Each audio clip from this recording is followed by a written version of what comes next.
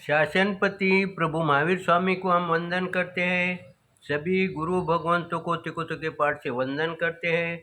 श्रद्धावान भाई और बहनों, आपके अंदर विराजित आत्मा को माजलगांव से सुभाष कोठारी का सादर प्रणाम, सादर जय जिनेन्द्र। उत्तराध्यायन सूत्र के छठे वर्ग पर ये मेरा 11वां वीडियो है। उत्तराध्यायन सूत्र के छठे वर्ग की तीसरी और चौथी गाथा का हम चिंतन कर रहे थे। ये दो गाथा के अंदर सारांश समझाने का गुरु भगवंत का निमित्त यह है कि समस्त सजीव निर्जीव सांसारिक पदार्थ के प्रति आसक्ति, सभी पदार्थ के प्रति आसक्ति या मोह ये ग्रंथ का कारण है या कर्म बंध का कारण है। इसीलिए हमारे शास्त्र में कई राजा हैं, उनका वर्णन आया है। फिर उनके पास परिग्रह नहीं था क्या? उनके तुलना में हमारे पास परिग्रह कितना है? फिर हम इस परिग्रह में क्यों अटकते हैं और वो क्यों इसमें से छूट जाते हैं? इसका एक ही कारण गुरु भगवंत यहाँ पर एक ही शब्द से दिए, इसके प्रति आसक्ति। हम ये इसके प्रति इतना आसक्ति रखते हैं कि वो बंध का कारण बनते हैं। अगर उपयोग में लेना है तुम लो, लेकिन आसक्ति मत रखो। इस तरह से गुरु भगवंत समझाते हैं। किन्हें समझाते हैं? श्रावक और गुरु दोनों को ही समझाते। गुरु यानी जो नए दीक्षित हुए हैं उन गुरु भगवंतों को इस शास्त्र के माध्यम से समझाते हैं। आगे क्या कहते हैं? निग्रंथ के लिए आसक्ति एवं स्नेह या पूर्व परिचित पदार्थ के प्रति जो पहले में संसर्ग आया है उसका त्याग करना आवश्यक है। पहले में जो पहले पूर्व समय में जैसा कोई दीक्षा लेता है तो उस समय दीक्षा लेने के पहले के जो संबंध है उसे तुम धीरे धीरे कम करते चलो। एकदम छूटेगा नहीं, लेकिन वो उसे याद नहीं करना। इसीलिए गुरु भगवंत जब कोई परिचित व्यक्ति जब आता है उस समय वो थोड़ा बहुत परिचय, थोड़ा बहुत बात करके धर्म के प्रति आ जाते हैं या वहाँ से दूर चले जाते हैं। लेकिन कभी कभी हमारे जो श्रावक होता है उनसे गलती ये हो जाती है, जब हम गुरु भगवंतों से मिलते हैं तब हम उन्हें पूर्व का याद करके देते हैं, दीक्षा के पहले की जीवन का याद करके देते हैं। तो इससे क्या होता है? गुरु को दोष कम लगता है, लेकिन हमें ज़्यादा लगता है, क्योंकि हमने उनके पूर्व के जो परिग्रह के विषय में उन्हें याद करा के दिया है। इसलिए उनका मन वहाँ पर दूषित होता है। उस दूषित मन के लिए निमित्त कौन बन रहे हैं? हम बन रहे हैं। साथ में आगे क्या कहते हैं? उनके भी अधिक संघर्ष रखने की लालसा न करे।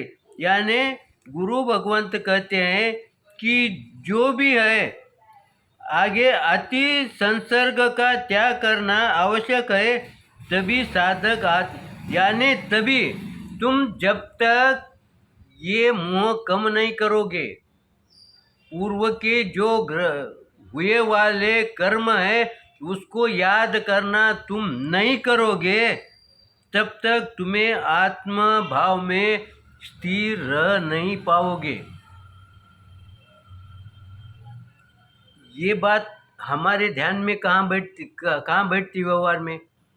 हमने तो दीक्षा नहीं ली है, लेकिन पूर्व के गुरु भगवंत हमें इस माध्यम से ये समझाते हैं कि जब हम सामायिक लेते हैं तो सामायिक के पूर्व जो हमने क्रिया की है उसको भूल जाओ। वो सामायिक के समय पर उसे याद मत दिलाओ या याद मत करो। किसी को याद दिलाने का भी नहीं और किसी से अपन स्वयं भी उस बात को याद नहीं करना। गुरु के लिए ये विशाल है, उनका पूरे जीवन के लिए भूलने के लिए गुरु भगवान समझाते हैं, लेकिन हमें समझाते हैं तुम कम से कम सामायिक के पहले जो भी घटित हुआ है, जो भी क्रिया करके तुम आए हो, उसको सामायिक के समय में याद मत करो। तुम जब ऐसा करोगे तब तुम्हारी सामायिक शुद्ध सामायिक होगी। हम शुद्ध सामायिक रटते रहते हैं, लेकिन शुद्ध सामायिक कैसे करना यहाँ पर गुरु भगवंतों ने समझाया है। खाली हम मौन रहे या उसका याद नहीं करना, ऐसा अगर हम सोचते रहे तो वो बार बार याद आएगा। लेकिन गुरु भगवान कहते हैं कि तुम प्रयास करो, जो अभी हुआ उसे भूलने की कोशिश करो। इसका मतलब सामायिक में बैठने के बाद कल जो घटित हुआ, 2 दिन के पहले जो घटित हुआ है, उसको तो बिल्कुल याद ही मत करो। इस तरह से गुरु भगवंतों ने तीसरे और चौथे गाथा के अंदर हमें समझाया है। आगे के गाथा में गुरु भगवान क्या समझाते हैं? गवासम मणि कुंडलम पासावो दास पुरुषम सव में चैतानम काम रुवि भवि संसी थावरम जग्गम चेव धनम व खरम पचमानस कम्मे ही नालम दुखाऊ मोइने। 5वें और 6ठे गाथा के अंदर गुरु भगवान समझाते हैं, जैसे हमारे संपर्क में आने वाले गो है, अश्व है, बैल है, जो ये है, या स्थावर जंगम मालमत्ता, धन संपत्ति आदि जो सामग्री है, जो निर्जीव संसार में निर्जीव और सजीव, ये दोनों पदार्थ के ये जो पदार्थ है, इसको याद करना यानी परिग्रह में आना, और इसको भूल जाना यानी परिग्रह से बाहर होना। यानी बाह्य परिग्रह कौन सा हो गया? अगर हमने याद न करते हुए इन चीज़ों से हम संपर्क में आते हैं, तब ये बाह्य परिग्रह हुआ। लेकिन जब हम इसके प्रति, इसके परिणाम के प्रति जब चिंतन करेंगे, तब वो आंतरिक परिग्रह हो जाता है। यहाँ पर बाह्य परिग्रह कौन सा और आंतरिक परिग्रह कौन सा है, ये इस बातों का ज्ञान हमें गुरु भगवान इस पहले 2 लाइन के अंदर समझाते हैं। आगे क्या कहते हैं? मनुष्य अविद्यावश इनका ममत्व पूर्वक संग्रह करता है।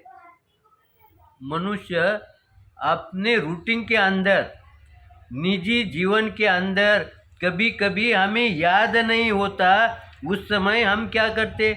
ममत्व भाव रखते हैं। और ये स्वाभाविक आना जरूरी है, क्योंकि ये हमारी परंपरा अनादिकाल से चल रही है। लेकिन आज हम जागृत हो गए ना, कम से कम आज हम शास्त्र हाथ में लेके तो बैठ रहे हैं ना, कम से कम शास्त्र की जिनवानी तो सुन रहे हैं ना।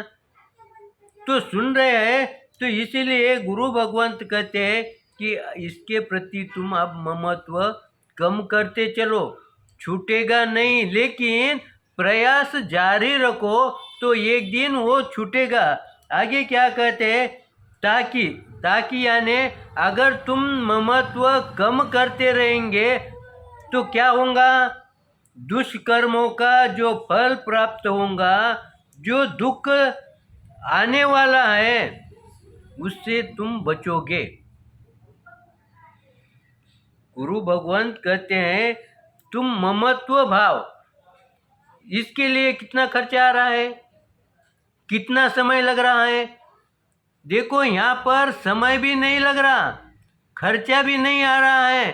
सिर्फ हमारा जो मन की दिशा है उसको मोड़ना है। ममत्व से हटाने का है।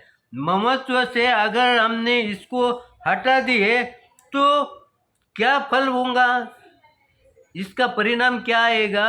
हमारी जो दुष्कर्म है, जो कटु फल है, उससे जो हमारे जो दुख प्राप्त होने वाला है उससे हम बचेंगे। अब इसके लिए हमें बहुत परिश्रम करने की जरूरत नहीं है और कोई आर्थिक हानि भी होने की संभावना नहीं है, समय लगने वाला नहीं, कोई प्रकार का अर्थ व्यय होने वाला नहीं है। तो फिर ये करने में हम देरी क्यों करते हैं? देरी इसीलिए होती है हमें उसकी जानकारी नहीं है। जानकारी हुई तो हमारा उस पर चिंतन नहीं है, इसीलिए गुरु भगवंतों ने इस दो गाथा के माध्यम से हमें चिंतन करने के लिए मजबूर किया। काय का चिंतन करने के लिए मजबूर किया? ममत्व हटाने के लिए मजबूर किया है।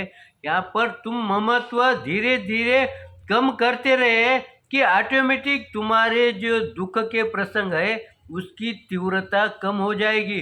दुख आएगा क्योंकि तुमने किया है कर्म, वो आएगा लेकिन उसकी तीव्रता कम रहेगी। समय को देखते हुए मेरे चिंतन के अंदर कुछ विपरीत आया होगा तो आप क्षमा करेंगे, सही आया होगा तो लाइक करेंगे। इसी आशा के साथ ओम शांति।